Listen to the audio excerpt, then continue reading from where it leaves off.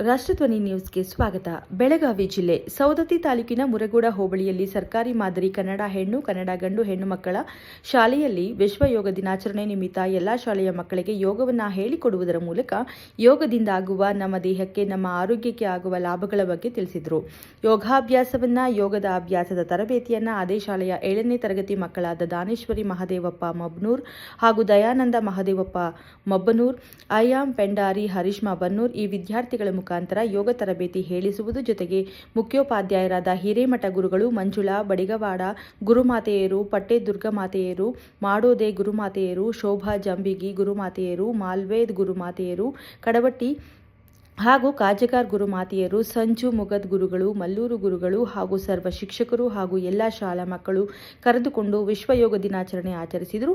ಸ್ಥಳ ಮುರುಗೋಡ್ ಸರ್ಕಾರಿ ಮಾದರಿ ಕನ್ನಡ ಗಂಡು ಹೆಣ್ಣು ಮಕ್ಕಳ ಶಾಲೆ ಮುರುಗೋಡ್. ಕ್ಷಣ ಕ್ಷಣ ಮಾಹಿತಿಗಾಗಿ ವೀಕ್ಷಿಸಿ ರಾಷ್ಟ್ರಧ್ವನಿ ನ್ಯೂಸ್ ಕನ್ನಡ.